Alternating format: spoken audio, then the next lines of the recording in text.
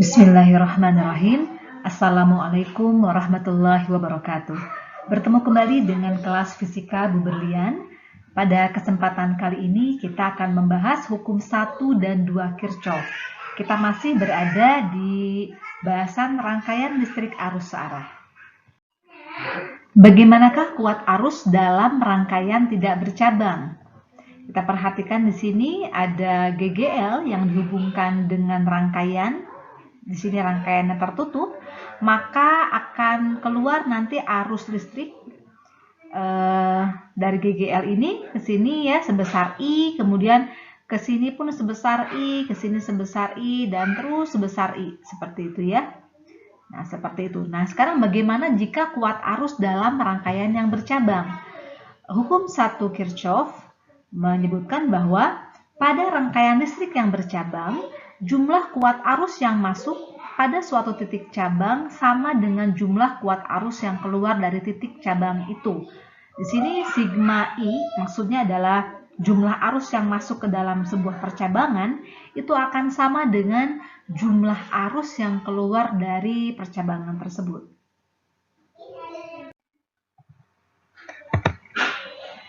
Contoh soal, mari kita lihat contoh soal berikut ini. Dari gambar di bawah ini, tentukan kuat arus pada I1, I2, dan I3. Kita lihat di sini arus yang masuk ke dalam titik percabangan di sini adalah 100 mA ya, 100 mA. Kemudian ke atas mengalir 40 mA, yang ke arah bawah di sini 20 mA. Nah, kita bisa mencari besarnya I yang keluar di I1, pasti nilainya adalah sebesar 100 dikurangi 60 mA. Pasti nanti I1 jawabannya adalah 40 mA gitu ya. Jadi di sini pasti di I1 jawabannya adalah 40 mA. Oke, di sini 40 mA kita perhatikan.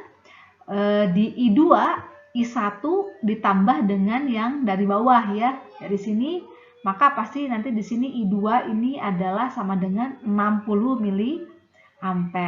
Kemudian di R, titik R ini arus dari atas yang 40 mA bertemu dengan arus yang I2 ya, maka di I3 pasti jawabannya adalah 100 mA. Oke, jadi di sini sekali lagi arus yang masuk ke sebuah titik percabangan itu sama dengan jumlah arus yang keluar dari titik percabangan tersebut. Oke, kita lihat contoh soal berikutnya. Perhatikan rangkaian di bawah dan tentukan nilai I1 sampai I7. Di sini ada arus sebesar 12 ampere arahnya ke arah bawah. Kemudian di titik sebelah sini ya, di titik ini arus 12 ampere itu menjadi ada percabangan sehingga ada I1 dan ada I2 ya. Sehingga yang 12 ampere itu menjadi I1 ditambah I2.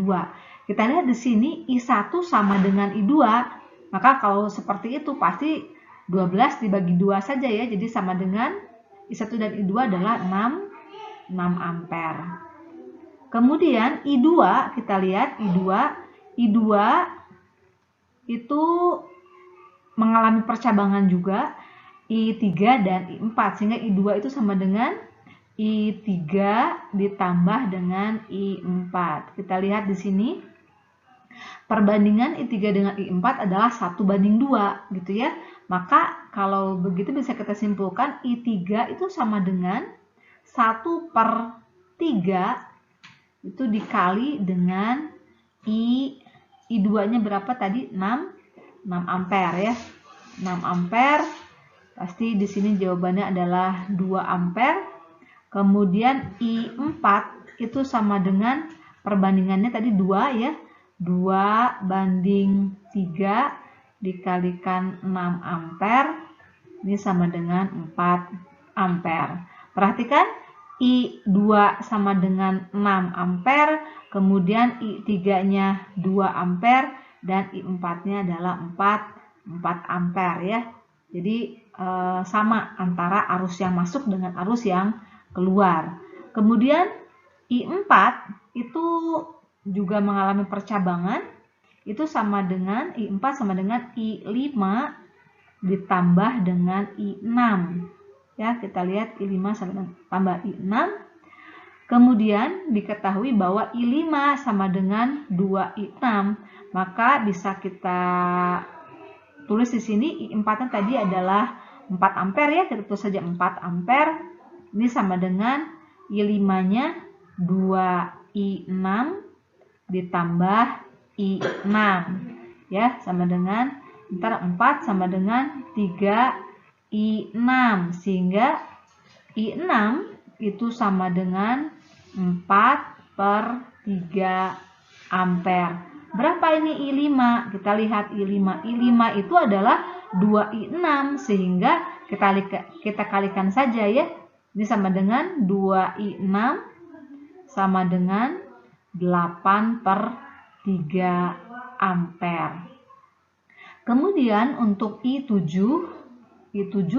itu akan sama dengan apa? Sama dengan, kita lihat di sini ada I1 ditambah dengan I3 ditambah dengan I5 ditambah dengan I6 ya. Wah, terlalu ke pinggir ya. Oke, di sini I7 ini bisa kita langsung saja kita ketahui pasti jawabannya adalah 12 ampere karena arus yang masuk itu sama dengan arus yang keluar. Kita buktikan saja ya. I1 tadi 6 ampere ditambah I3 itu tadi adalah 2 ampere ditambah dengan I5 8/3 ampere ditambah I5 I6-nya adalah 4/3 ampere. Oke, berarti I7 sama dengan 8 ditambah, di sini kita lihat 8/3 ditambah 4/3 sama dengan 12/3 ya. Maka I7 sama dengan 8 ditambah 4. I7 sama dengan 12 ampere. Oke, jadi berlaku hukum 1 Kirchhoff bahwa arus yang masuk sama dengan arus yang keluar. Setelah mempelajari hukum 1 Kirchhoff, bagaimanakah dengan hukum 2 Kirchhoff? Hukum 2 Kirchhoff tentang tegangan menyatakan bahwa jumlah aljabar perubahan tegangan yang mengelilingi suatu rangkaian tertutup atau loop sama dengan 0 ya. Di sini dibahasakan secara matematis, sigma epsilon ditambah dengan sigma I dikalikan R sama dengan 0. Kenapa dalam rangkaian atau tertutup atau loop ya sama dengan 0? Karena berada pada titik yang sama, sehingga kalau titik yang sama misalnya dari sini ya, kita misalnya perhatikan dari sini misalnya dari A, kita lihat dari A kemudian loopnya ke arah sini ya, dari A ke A lagi pasti tegangannya di A itu sama dengan 0 karena tegangan di A ke A ya, jadi tegangan di A pasti tidak ada beda tegangan karena di satu titik ya, seperti itu. Untuk memahami hukum 2 Kirchhoff, kita pakai saja perjanjian tandanya seperti ini. Kuat arus bertanda positif jika searah dengan arah loop. Nah, loop itu kita yang buat ya, loopnya nanti silahkan dibuat. Sebaiknya nanti loop dibuat searah dengan arah arus ya. Jadi di sini kita lihat arusnya ke arah kanan ke sini ya, arusnya ya ke A kemudian ke B begitu ke sini, kemudian loopnya sama ke sini juga, maka pasti nanti I-nya bernilai positif. Nah, bagaimana kalau berlawanan dengan arah loop? Misalnya arah loopnya ke sini ya, berlawanan dengan arah jarum jam, maka kalau arusnya ke arah dari A ke B, maka arus bernilai negatif gitu. Kemudian apalagi di sini, saat mengikuti arah loop, kutub positif sumber tegangan dijumpai lebih dahulu daripada kutub negatifnya.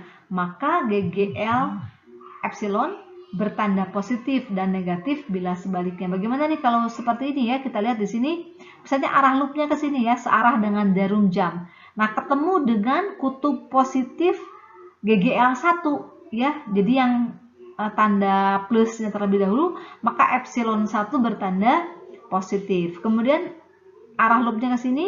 Nah, di sini ketemu sama kutub negatif epsilon kedua atau GGL kedua, maka nanti GGL kedua bernilai negatif. Untuk loop yang tunggal, maka bisa kita perhatikan loopnya seperti ini. Ya, ini untuk loop tunggal, karena tidak ada percabangan lagi ya. Seperti ini. Bagaimana untuk loop yang majemuk? Jadi untuk rangkaian yang seperti ini bisa kita bikin loopnya banyak ya. Misalnya dari sini ke sini ini satu loop, kemudian yang ini dua loop gitu ya. Atau bisa kita bikin lagi loopnya dari sini ya, loopnya ke sini bisa juga ya. Jadi itu adalah loop yang majemuk. Agar lebih memahami hukum 2 Kirchhoff, mari kita perhatikan contoh soal berikut ini. Perhatikan diagram rangkaian listrik berikut. Jika R1 30 ohm, R2 60 ohm, R3 40 ohm, kemudian epsilon 1 sama dengan epsilon 2 sama dengan 12 volt. Di sini maksudnya epsilon itu adalah GGL ya, di sini E1, E2. Maka kuat arus yang melalui R3 adalah titik-titik. Oke, di sini kita nyatakan terlebih dahulu. Di sini ada arus yang keluar dari I1 sebesar I1 kita bilang ya. Maka kita buat loopnya searah dengan arah arus. Seperti itu. Kemudian nanti I1 akan ke sini. Ini I1. Kemudian di sini di sebelah kanan akan muncul I2 ya. I2 nanti arahnya ke sebelah sini. Di sini I2. Di titik percabangan A, misalnya ya, titik percabangan A, maka I1 dan I2 akan bertemu, ini menjadi I3. Sehingga nanti I3 ini adalah penjumlahan antara I1 dengan I2 ya. I1 dengan I2. Oke, Ibu pindah saja ke sebelah sini. Di sini I3 itu sama dengan I1 ditambah I2. Oke, kemudian di titik B misalnya ya, di sini maka I3 akan terpecah kembali, di sini menjadi I1 kembali, kemudian ke sini jadi I2 kembali ya. Oke, nah di sini untuk loopnya yang di sebelah kanan, kita nyatakan saja loopnya searah dengan arah arus, sehingga arah loopnya nanti berlawanan dengan arah jarum jam ya, berlawanan dengan arah jarum jam. Oke, kita coba bahas loop yang pertama, loop dari misalnya di sini kita tulis saja di sini titik C, ini titik D, ini loop dari B ke C ke A ke B ya. Kita nyatakan hukum 2 Kirchhoff-nya, sigma epsilon plus sigma IR, I kalikan R sama dengan 0. Di sini B bertemu dengan kutub negatif epsilon 1, sehingga kita dapatkan minus epsilon 1 ditambah I1 dikalikan R1 ditambah dengan I3 dikalikan R3. Sini sama dengan 0. Kita masukkan minus 12 ditambah R1-nya tadi 30 I1 ditambah R3-nya 40 dikali I3 itu adalah I1 ditambah I2. Di sini sama dengan 0. Kita masukkan ya. Nanti minus 12-nya kita pindahkan ke ruas kanan, kita dapatkan nanti jadinya 70 I1 ditambah 40 I2 sama dengan 12. Oke, ini adalah persamaan 1. Berikutnya loop dari B, kita lihat dari B ke D, ke A, ke B. Kita dapatkan nanti sigma epsilon ditambah dengan sigma I dikalikan R sama dengan 0. Nah, sigma epsilon ya, pertama ketemu dengan kutub negatif epsilon 2 ya. Jadi di sini minus epsilon 2 ditambah I2 dikalikan R2 ditambah I3 dikalikan R3 sama dengan 0. Oke, di sini minus 12 ditambah R2-nya nilainya 60 I2. Kemudian di sini ditambah R3-nya 40 ya, 40 I1 ditambah I2. I2 sama dengan 0. Oke, kita dapatkan nantinya di sini 60, berarti I1-nya 40 I1 ditambah 100 I2 sama dengan 12. Oke, ini adalah persamaan kedua. Kita lihat persamaan 1 dan persamaan 2 itu sama-sama 12, sehingga bisa kita nyatakan seperti ini nanti ya. Di sini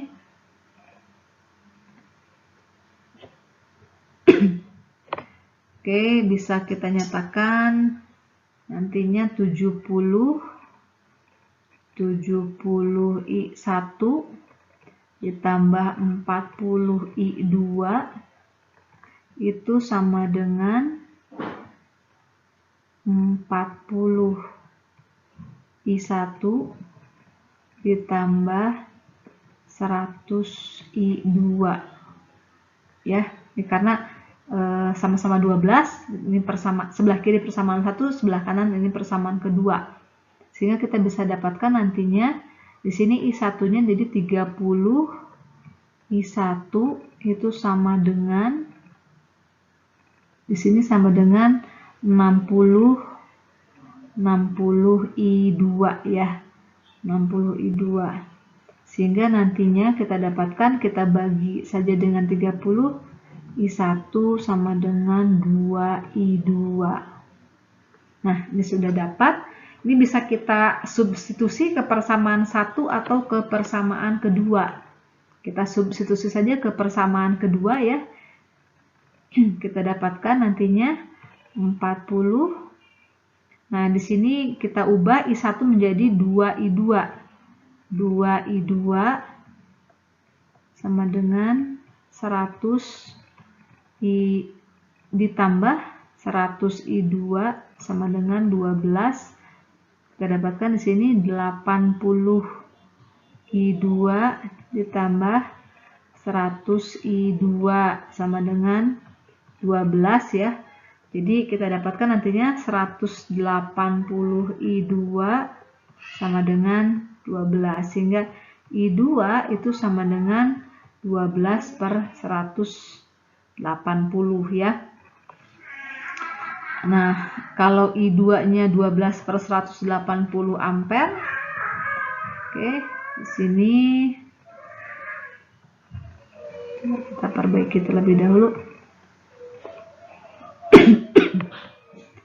Sini I2, maka nanti pasti I1-nya adalah 24/180 ya.